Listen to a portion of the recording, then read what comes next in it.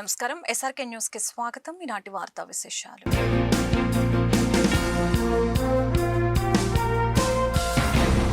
CM relief fund ఆపన్నులకు అభ్యహస్తమని MLA Galla Madhavi అన్నారు. శ్రీనివాసరావుపేటలోని క్యాంపు కార్యాలయంలో మంగళవారం లబ్ధిదారులకు సీఎంఆర్ఎఫ్ చెక్కులను మాధవి అందజేశారు. మొత్తం 41 మంది లబ్ధిదారులకు 32 లక్షలు అందజేయడం జరిగిందని చెప్పారు. నియోజకవర్గంలో ప్రజల అభ్యున్నతికి సంక్షేమమే తన ధ్యేయమని అన్నారు. పార్టీ నాయకులు, కార్యకర్తలు, అభిమానులు కార్యక్రమంలో పాల్గొన్నారు.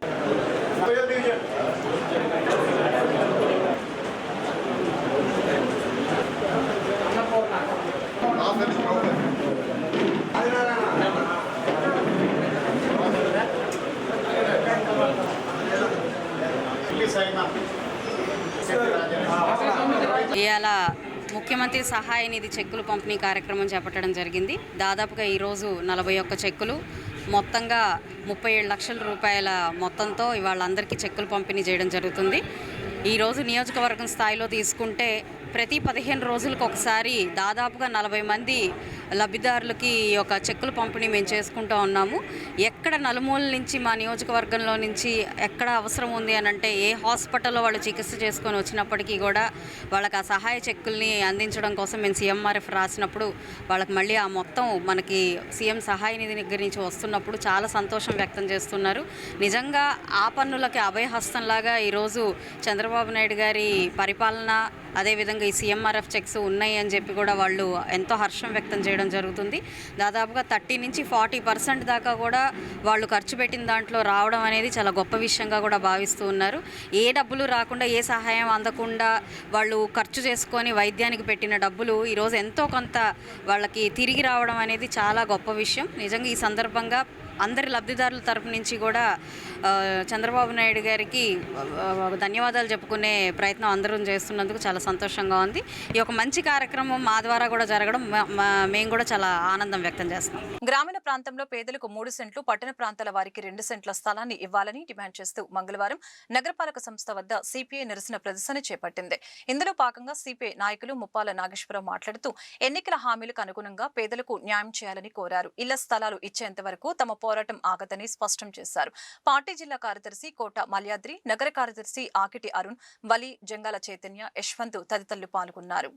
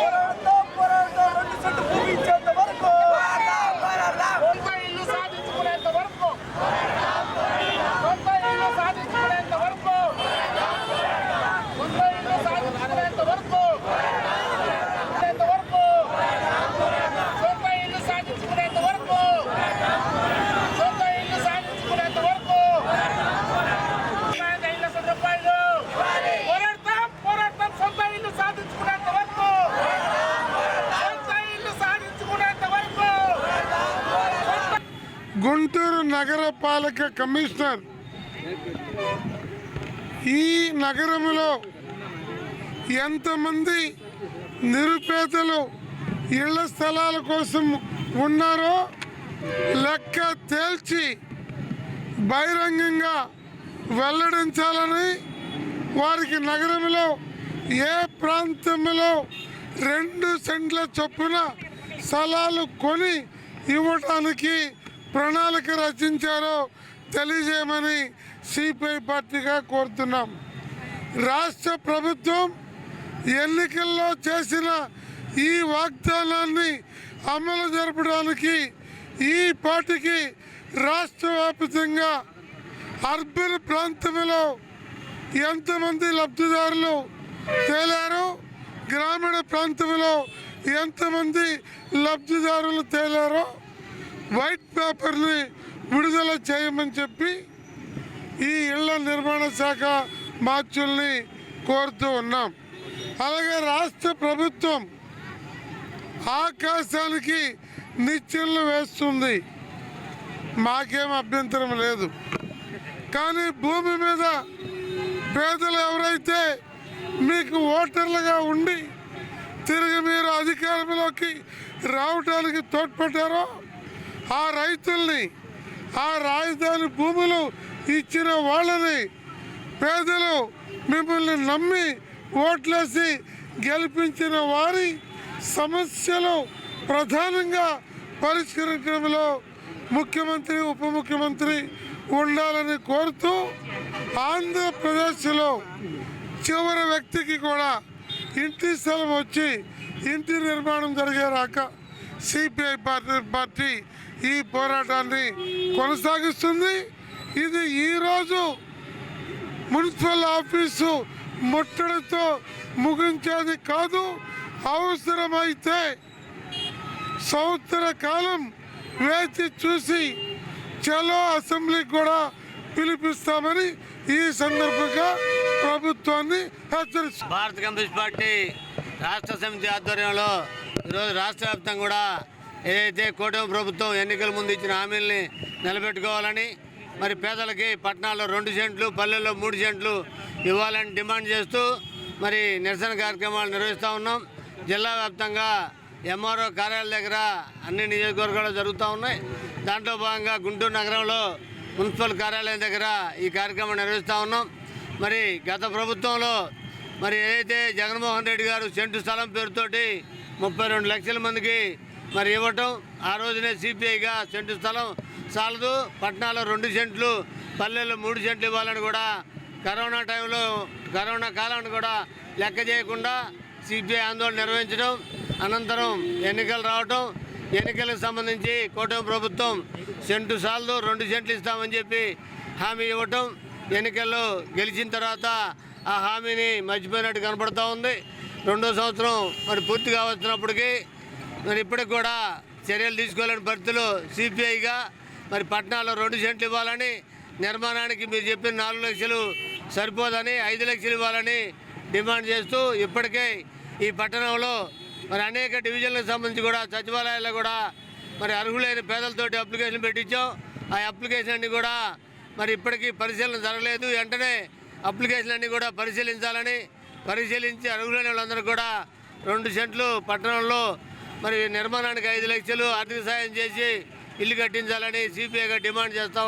ఈరోజు భారత కమ్యూనిస్టు పార్టీ గుంటూరు నగర సమితి ఆధ్వర్యంలో ఈ గుంటూరు నగరంలో ఉన్నటువంటి అర్హులైనటువంటి పేదలు ఏవైతే ఉన్నారో వాళ్ళందరికీ కూడా ఈ గుంటూరు టౌన్లో 2 సెంట్లు ఇంటి స్థలం ఇవ్వాలని చెప్పి, అదేవిధంగా ఇంటి నిర్మాణానికి 5 లక్షల రూపాయలు ఇవ్వాలని డిమాండ్ చేస్తూ ఈరోజు గుంటూరు నగరపాలక సంస్థ కార్యాలయం ముందు పెద్ద ఎత్తున ధర్నా కార్యక్రమం నిర్వహిస్తూ ఉన్నాం. మనం చూసుకున్నట్లయితే ఈ యొక్క ఎన్డీఏ కూటమి ప్రభుత్వం ఎన్నికల్లోకి రాకముందు ప్రచారంలో భాగంగా ఈ రాష్ట్రంలో అన్ని నియోజకవర్గాలు తిరుగుతూ పేద ప్రజలకి అనేక హామీలు గుప్పించడం జరిగింది. దానిలో భాగంగా పట్టణాల్లో 2 సెంట్లు ఇస్తాం, గ్రామాల్లో 3 సెంట్లు ఇస్తాం, అదేవిధంగా ఇంటి నిర్మాణానికి 4 లక్షల రూపాయలు ఇస్తామని చెప్పి ఆనాడు హామీ ఇవ్వడం జరిగింది. ఈరోజు సుమారుగా 2 సంవత్సరాలు గడుస్తూ ఉంది. కానీ ఆ హామీకి సంబంధించి ఎక్కడ కూడా అమలు చేస్తున్న దాఖలాలు లేవు. మనకు వైపు చూసుకున్నట్లయితే ఈ యొక్క రాష్ట్ర ముఖ్యమంత్రి యొక్క కొడుకు, ఈ రాష్ట్ర ఐటీ శాఖ మంత్రి నారా లోకేష్ గారు ఈ రాష్ట్రంలో నూతన పరిశ్రమలు వచ్చేటువంటి క్రమంలో వాళ్ళకి 99 పైసలకే 100 ఎకరాలు ఇస్తా ఉన్నారు. సిపిఐగా నూతనంగా వచ్చేటువంటి పరిశ్రమల్ని మేము వ్యతిరేకించడం లేదు, అభివృద్ధికి మేము వ్యతిరేకం కాదు. కానీ మీరు ఎన్నికల్లో హామీ ఇచ్చింది ఎవరికి? ఈ పేద ప్రజలకి. 2 సెంట్లు ఇస్తామని చెప్పి హామీ ఇచ్చింది ఎవరికి? ఈ పేద ప్రజలకి. గ్రామాల్లో 3 సెంట్లు ఇస్తామని చెప్పి హామీ ఇచ్చింది ఎవరికి? ఈ పేద ప్రజలకి. మీరు ఓట్లు వేయించుకుంది ఎవరితో? ఈ పేద ప్రజలకి. మీరు ఇచ్చినటువంటి హామీ ఎవరికి? ఈ పేద ప్రజలకి. కానీ మీరు ఇచ్చినటువంటి హామీకి సంబంధించి ఎక్కడ ఈ రాష్ట్రంలో ఇప్పటిదాకా ఒక్క గజమన్నా మీరు కొన్నారా? ఆ విధంగా మీరు ఎక్కడన్నా అడుగులు ముందుకు వేశారా? ఆ విధంగా ఎక్కడ కూడా ఈ కూటమి ప్రభుత్వం పేదలకు ఇచ్చినటువంటి హామీ ఏదైతే ఉందో ఆ హామీ అమలు చేయడానికి ముందుకు రావడం లేదు.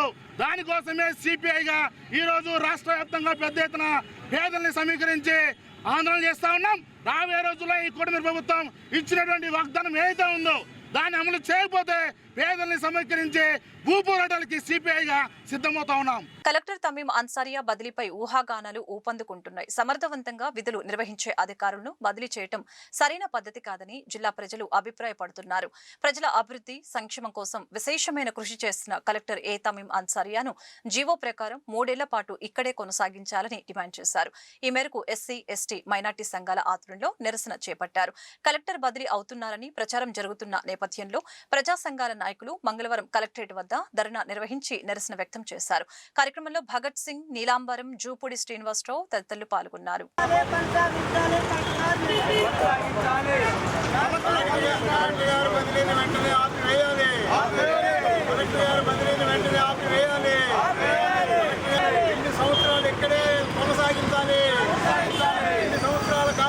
ఇక్కడే కొనసాగించాలి.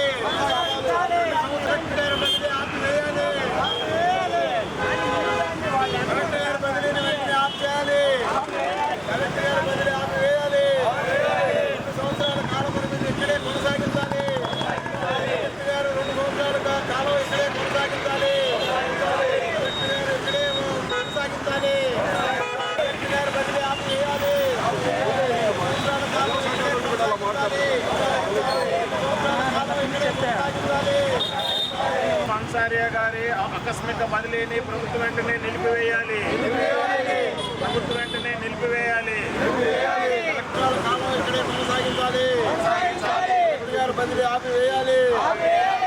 గుంటూరు జిల్లా నూతనంగా వచ్చిన కలెక్టర్ గారు ప్రజా మన్ననలు పొంది ప్రజల సంక్షేమం గురించి ఆలోచిస్తున్న పరిస్థితుల్లో కనీసం 5 నెలలు కూడా కాకుండానే వెంటనే ట్రాన్స్ఫర్ చేయటం అనేటువంటి దుర్మార్గమైన చర్య. ఒక అధికారులకి ప్రమోషన్ మీద ఏదో ఇస్తున్నామని చెప్తున్నారు, కానీ ప్రజా సంక్షేమం దెబ్బతినే పరిస్థితి వస్తుందని చెప్పేసి తెలియజేస్తూ ఉన్నాం. ఒక అధికారి ట్రాన్స్ఫర్ ఇచ్చిన తర్వాత కనీసం 3 సంవత్సరాలు కొనసాగాలని జీవో ఉన్నప్పటికీ అటువంటి జీవోల్ని పక్కన పెట్టి ఎవరికైతే పేద ప్రజల సంక్షేమం చేస్తున్నారో ఇష్టం లేని వాళ్ళు ఎవరో ట్రాన్స్ఫర్ చేయిస్తారని చెప్పి మేము అందరం కూడా అభిప్రాయపడతా ఉన్నాం. ఎస్సీ, ఎస్టీ, బీసీ, మైనార్టీ ప్రజా సంఘాలన్నీ కూడాను కలెక్టర్ గారు ఉండాలని కోరుకుంటున్నారు. ఈ కలెక్టర్ గారు ఈ జిల్లాను అభివృద్ధి చేసే క్రమంలో దాన్ని కొనసాగించి ఖచ్చితంగా 3 సంవత్సరాలు ఉంచి అమలు చేసి తీరవలసిందిగా కోరతాం. ప్రస్తుతం జిల్లా కలెక్టర్గా ఉన్నటువంటి తమీం అన్సారియాను బదిలీ చేయడం 10 నెలలు తిరగకుండానే 10 నెలలు కాకుండానే ఇది ఒక మంచి పద్ధతి కాదు. జిల్లా కలెక్టర్గా ప్రజలకు ప్రభుత్వానికి అనుసంధానంగా అంతరాయం లేకుండా ఉన్న స్పేస్ని ఆమె ఫిలప్ చేస్తుంది. ఒక జిల్లా కలెక్టర్గా మేజిస్ట్రేట్గా ఎక్కడ ఏ సంఘటన జరిగినా వెంటనే అక్కడికి వెళ్ళి కింద ఆఫీసర్లకు ఆర్డర్ వేసి రిపోర్ట్లు తెప్పించుకోకుండా ఆమె స్వయంగా వెళ్ళి పనిచేస్తుంది.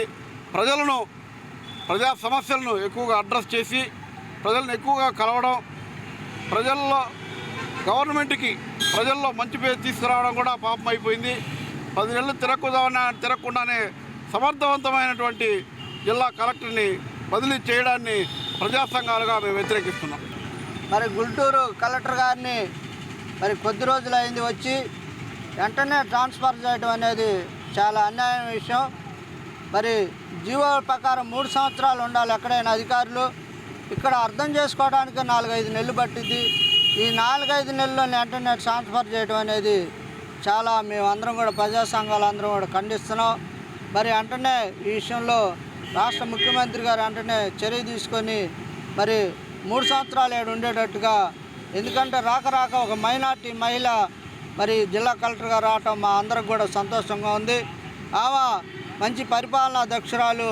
ఆమె పేద ప్రజల పాంగలే నవ్వుతూ రిసీవ్ చేసుకొని ఆలకించే మనిషి. అలాంటి వ్యక్తిని ట్రాన్స్ఫర్ చేయకుండా ఉండాలని, భవిష్యత్తులో ఎప్పుడైనా కానీ ట్రాన్స్ఫర్ చేస్తే ప్రజా సంఘాలందరూ కూడా మేమందరం కూడా మరోసారి ఉద్యమం చేయడానికి సిద్ధంగా ఉంటామని సందర్భంగా తెలియజేస్తాం. గుంటూరు బ్రహ్మానందరెడ్డి స్టేడియానికి మహర్దశ తీసుకువచ్చేందుకు ప్రణాళికబద్ధంగా కృషి చేశామని ఎమ్మెల్యే మహమ్మద్ నజీర్ అహ్మద్ తెలిపారు.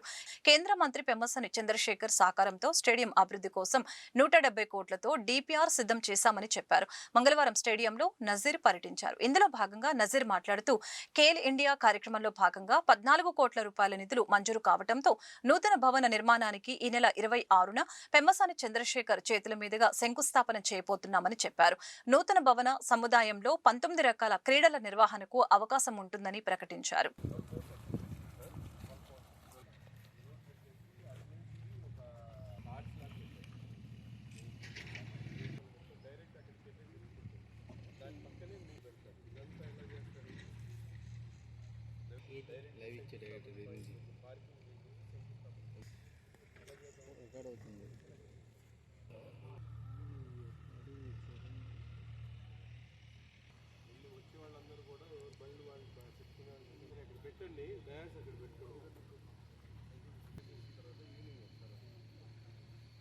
టిడ్కో గృహ సముదాయాల్లో సమగ్ర మౌలిక వసతుల కల్పన చేసి నివేదిక ఇవ్వాలని నగర commissioner K Mayur Ashok TIDCO engineering అధికారులను ఆదేశించారు. వెంగళాయపాలెంలోని టిడ్కో గృహ సముదాయాలు, గోశాల తదితర ప్రాంతాల్లో కమిషనర్ పర్యటించి అధికారులకు పలు ఆదేశాలు జారీ చేశారు. రాష్ట్ర ప్రభుత్వ ఆదేశాల మేరకు పెండింగ్ లో ఉన్న టిడ్కో గృహ సముదాయాలను త్వరలో లబ్ధిదారులకు అందించేందుకు చర్యలు తీసుకోవాలని అన్నారు. గృహ సముదాయానికి ట్రీట్మెంట్ చేసిన నీటిని అందించాలని, స్ట్రీట్ లైటింగ్ ఏర్పాటుకు సిపిడిసిఎల్ అధికారులతో సమన్వయం చేసుకోవాలని అన్నారు. టిడ్కో గృహ సముదాయాల్లో చేపట్టిన పనులపై సమగ్ర నివేదిక ఇవ్వాలని ఎస్ఈని ఆదేశించారు. రోడ్ల వెంబడి మొక్కలు నాటడం, ఖాళీ స్థలాన్ని శుభ్రం చేయాలని అన్నారు.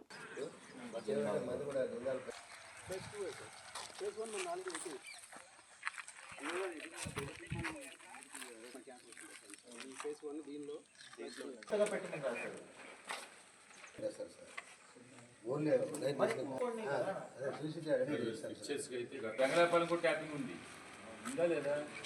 నీరు వాటర్ రావాలి ఇచ్చేది సార్.